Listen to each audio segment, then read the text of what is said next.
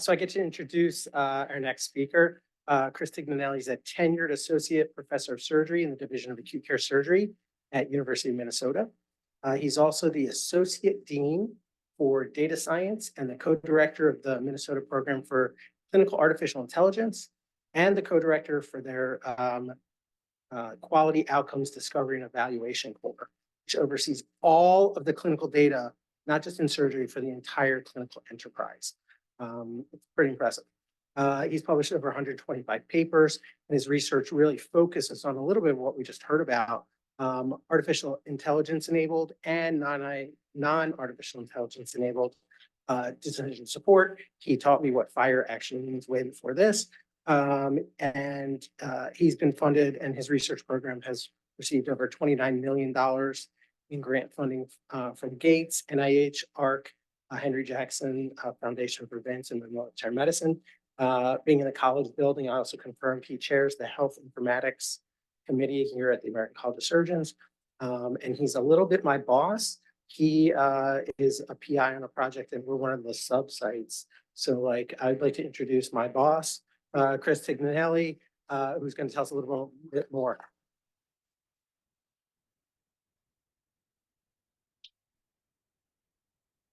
Your boss. All right, let's see if I can figure this out. Green. All right. It's on there too. So I'm sure that many people are aware that we have an evidence to practice gap, where it takes 17 years of research to ultimately benefit patients. And even if we could get those guidelines into practice, there's not enough hours in the day to deliver evidence-based medicine. One study about a year ago found that primary care physicians need 26.7 hours a day to provide preventative chronic disease and acute care for the average US adult patient. So one thing that we've done to help remedy this problem is we've created these easy to memorize treatment algorithms. And there's a problem with this, though, is that it potentially can create a one-size-fits-all approach to medicine. So I'll give an example of a guideline that I really like. This is the Western Trauma Rib Fracture algorithm. If you look at this at the top, you'll see that one of the recommendations is that patients 65 and older with 3 or more rib fractures be admitted to the ICU or the step-down unit or monitored unit. We want to deploy this across multiple different hospitals. One of the questions that kept coming up was, well, do they really need to go to the ICU or step-down? Do just some populations actually need to go to the ICU or the step-down unit? I think it's possible to overcome some of these potential gaps, the evidence to practice gap, the physician cognitive overload, and this one-size-fits-all approach to medicine. I think that we could transform medical delivery to provide more efficient, evidence-based, and personalized care. I think that we could do this through the learning health system, specifically by integrating 3 different disciplines: the discipline of evidence-based medicine, artificial intelligence, and clinical decision support. Now, historically, when people talk about the learning health system, they're really talking about it like at a hospital or health system level. And I think that we as a trauma society really need to elevate this more to the level of a learning health network. Now, you might be thinking, well, we kind of already do that. We got TQIP, we got benchmark reports, we got clinical practice guidelines. In the business field, they're starting to really talk about DOE, the digitization of everything. And I think that by integrating digitization into a lot of the stuff that we are doing right now, we can actually achieve so much more and become a model for the rest of medicine. I'm going to talk about this. So first, let me just dive into a little bit of each component, the transformation that's occurring within each of these 3 disciplines. And a lot of it's already been highlighted in a couple of the prior talks. But importantly, the intersectionality that exists between these 3 disciplines. So clinical decision support, what is it? It provides evidence to providers, typically at the point of care. And there's 2 common types of medical practice. One is model-driven, driven by AI or some scoring system. And the other one is knowledge-driven, which might be driven by a clinical practice guideline. Here's an example, this works, of an ugly decision support system. It's one of the original ones that we developed. So this is actually for COVID. This helps with just a point of care decision. This was our guideline. And this was back when people were talking about treating COVID with intermediate dosing to prevent VTEs. And this is a native decision support system. This does not follow FAIR principles. But it includes passive alerts, so things that give clinicians, a bunch of information just kind of in the background. And then also you can code the decision points to actually decide when a trigger pops up to a clinician. So for example, if someone has 3 or more rib fractures, they're 65, you can have a pop-up that informs them, hey, admit this person to ICU. Here's an example of a much more complex decision support system. This is a rib fracture decision support system that we deployed. It offers diagnostic decision support. It offers decision support for who needs to be admitted. When people do get admitted, the computer automatically risk stratifies the patient based on those 3 criteria. And then recommends a risk stratified order set for the provider. This is a screenshot of it if someone's severe, which it does recommend ICU for the severe patients. It offers nursing decision support. It integrates the PIC score in as an early warning system. When patients go home, there's actually remote patient monitoring that occurs for 180 days using a mobile app. But there's a problem even with that decision support system, and it really falls on those FAIR principles, which I wasn't going to introduce FAIR, but now it's been introduced. So these systems are not interoperable, and they're manually intensive. So I really want to take a second to highlight the problem of interoperability. So let's say that I developed some ICU admission recommender decision support system. Now, if I build that system, let's just think of it as an app that sits in the EHR. It receives as an input what's the patient's age, what's the patient's number of rib fractures. Every hospital would have to sit down and manually say, okay, this flow sheet row in my hospital is age, and send that information in. FHIR fixes that problem. It allows every hospital to represent the concept of age and how that information flows in the same manner. That actually transforms how we can disseminate decision supporting guidance. So our historic approach, when we published this rib fracture decision support system, a lot of hospitals reached out to us and said, hey, we want to implement this. We met with them. We actually had our IT teams, their IT teams. And ultimately, it wasn't reusable. It wasn't interoperable because we built it natively in our EHR. So each hospital had to sit down and look at what we did and manually code it into their EHR. FHIR fixes this problem. Start thinking of EHRs as like a cell phone. EHRs have an app store. You can put an app in the app store and you can download that app into your EHR. Epic has App Orchard. They just rebranded it. Cerner has an app store as well. So you can build, we'll just call them apps. You might hear people say Smart on FHIR apps, but you could write the guideline into an app and then put it into these stores, and then it could be plug and play into health systems. It's not 100% plug and play. This is also really important because think about updating evidence. Let's say tomorrow some big paper comes out and it says, people that are 70 and older with 2 rib fractures need to go to the ICU. Well, in the top scenario, every hospital's IT team needs to sit down and change their decision support. And that might take 3 years for them to do, for everyone to actually do it. In the bottom scenario, you only have to change it one time in the app and push the update across the entire country. That's some of the changes that are going on in the decision support system. How about the guidance that informs decision support? So we've talked a little bit about historically how evidence-based medicine occurs. The society says we're going to do a systematic review. Guideline committee generates guidance. They might write a 41-page narrative PDF. Each health system that has their local experts read that, convert it into a set of rules, and then build it natively into their EHR as decision support. And then 5 to 10 years later, they might update that guideline, and then this process has to repeat itself. What we're lacking is a standard for how do we share systematic review data. So how do we share citation data, study design data, outcomes definitions, et cetera. And there's a concept known as EBM on FHIR, which is developed.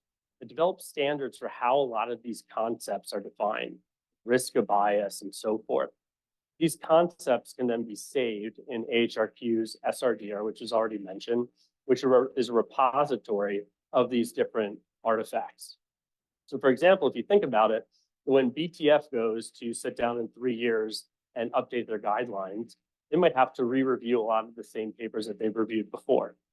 Or maybe, if a different society sits down to review that, they might have access to the review that was done by BTF. And so think about it this way. If you sit down and you say, okay, we do our systematic review, we've narrowed it down to these 10 papers. Imagine logging into SRDR and seeing, oh, well, the University of Minnesota's Evidence-Based Practice Center has already reviewed these 10 papers. And they've already extracted risk of bias, the outcomes, et cetera. And oh, Brain Trauma Foundation has reviewed the other 3 papers. And the Australian Trauma Society has reviewed the last 2. Now, there's a structured and centralized place where all of that information is stored. I think that that's really a critical step that's needed to realize this concept of the living guideline. So instead of having to start from scratch and re-review and update guidelines every 5 to 10 years, we can work as an international team and get this much closer to 1 to 2 years. Second big opportunity in EBM that exists is to not just stop at creating a 41-page PDF, for example. But I think that guideline developers should go a few steps further, and we should convert our narrative PDFs into actual software representations of the guidelines. And Maria talked a little bit about these different levels. But that level 4 is really that executable app that I was showing earlier. And the nice thing is that it takes information in real time from the EHR. It takes these inputs that are needed to make decisions and can output recommendations that can be integrated into decision support systems. So where does AI fit into this? Let's go back to our rib fracture treatment algorithm. So the algorithmized approach says patients 65 and older, 3 or more rib fractures, go to the ICU or step-down unit. But what if someone's 80 with 2 rib fractures? What if they're 40 with 6 rib fractures? And think about additional dimensions. What if they're a smoker? What if they have emphysema? What if they're on home oxygen? There's opportunities to develop AI algorithms that sit at different decision points along the pathway of treating a patient. So for example, in the diagnostic space, you could build a diagnostic system that reads x-rays and identifies if someone has rib fractures. We've actually developed that. So one of the problems with our rib fracture decision support system is only 55% of the time the providers turn it on. When they do turn it on, there's improved outcomes. We tried audit and feedback and all these other things. We got up to like 76%, I think was our best month. But by developing an AI system that could identify if someone has a rib fracture, then you could trigger a nudge to a provider, encouraging them to turn on that system. The same thing with these treatment decisions that need to be made. So one of the things that we're looking at doing in rib fracture patients is building predictive models that can predict, let's just say, death. So you can take all the data that's available in the emergency department and use those as features, and then add another feature into your model that you're training. Did the person go to the ICU or not? And then when that next rib fracture patient comes in, you run the model 2 times. 1 time setting the ICU admission variable equal to 0, and it'll give you the probability of mortality if they don't get admitted to the ICU. And that's their individualized probability. You can run another time with that variable equal to 1. That'll give you the probability of mortality if they do go to the ICU. And I think there's also, going a step further, a role to take these models, and I think that center can be could have a role in this of actually running multi-center pragmatic trials of these AI systems versus standard of care. So Rachel Morris, one of my mentees, for example, has a R01 that she's resubmitting with Center as a coordinating center, looking at doing just this for trauma team activation. And these models can actually be integrated right into the EHR AI models. Epic has a cognitive computing platform, Cerner has similar systems, and they can interact with decision support systems. So if you look at rib fractures, here's how we've integrated AI into it.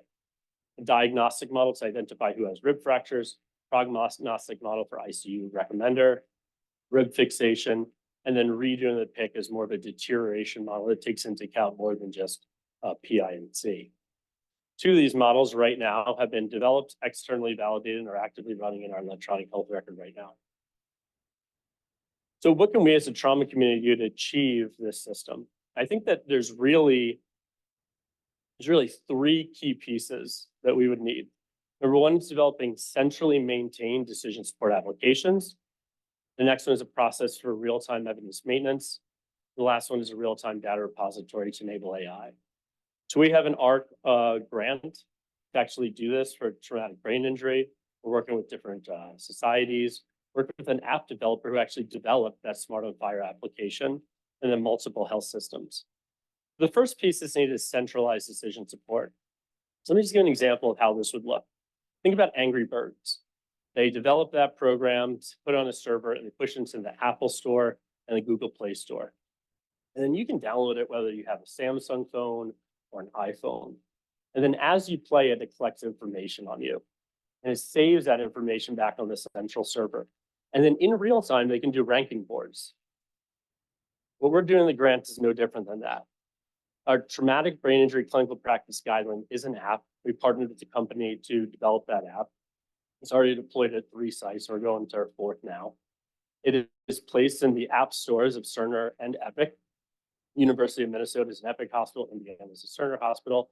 It collects information. So it collects age, it collects outcomes, it collects treatments that you did, et cetera. That builds a database. And then from that, we have real-time benchmarking reports. It's looking at performance or adherence to certain metrics. And then the other thing is that that database can be mined. Also for this grant, there's another slide from our grant. This is our AIM 3. But also for that grant, we partnered with our evidence-based practice center, ARC Funds 9 EPCs, and they are reviewing the evidence for different for traumatic brain injury, VTE prophylaxis on a monthly basis. As they identify manuscripts, they extract out those elements, risk of bias, et cetera, store those in AHRQ's SRDR. There's a guideline committee that then reviews those. And then that leads to not only narrative guideline, but we're working hand in hand with our decision support vendor. So that if something changes, we can push it into the app, update the app, and then push it out to all the other centers. The last piece that I think we really need is the creation of AI-ready databases. So at the University of Minnesota, this is what I oversee. We built an AI-ready database of 4.6 million patients.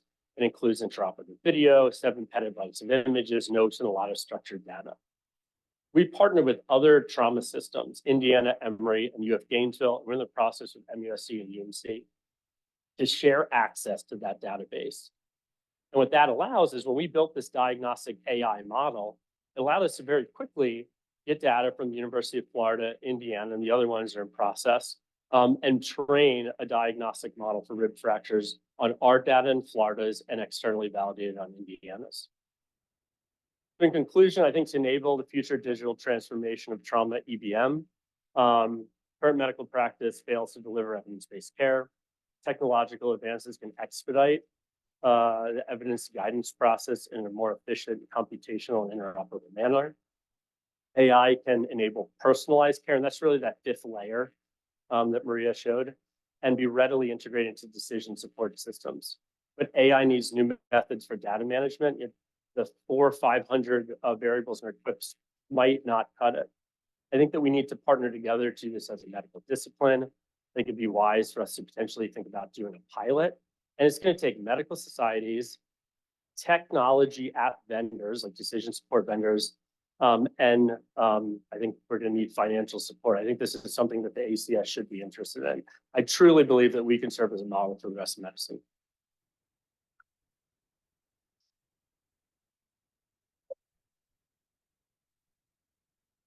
We do have time for questions.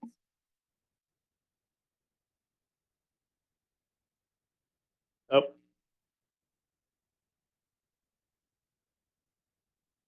Let's see here, there we go. Hi, LJ Punch, I'm a trauma surgeon, and I focus on community health. When I think about the reason we're here, and the design for equity, it seems like this ridiculously powerful tool, a tool where Epic might be telling docs what to order instead of docs telling Epic what they want. But it also seems like if from the beginning, ground zero, there's not real human effort to think about the ways in which this could actually 1 degree create a massive shift away from equity if it's not baked into the design up front. What's happening? Yeah. Because the crowdsourced information, whether it's the subtle language in the medical chart to the way that we still write about things in literature, really might create a pathway to profound lack of equity. At the same time, if you bake it in, this could be the game changer. So how are you designing that very human part? Yeah, I think that's a great comment. I mean, one of the things that we're doing is we have patient advisory panels that help with setting these up. We actually have a grant right now, so we're writing a grant to do this for obesity medicine with the different obesity societies. And the whole third aim of that is an LC aim, ethical, legal, and social implications. And Susan Blood from the National Academy of Medicine is leading that aim.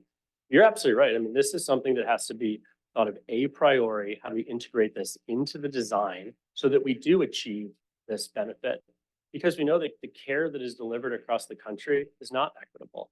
This could potentially improve that equity. And there have been publications that have shown that when decision support systems are used, it improves the equity of care delivered. Actually, I think it was, it was at Hopkins. Yeah, it was, yeah, you guys did. Yeah. But anyway, so I do think there's a lot of benefits, but this is something that we are actively aware of and working on, looking into. Yeah.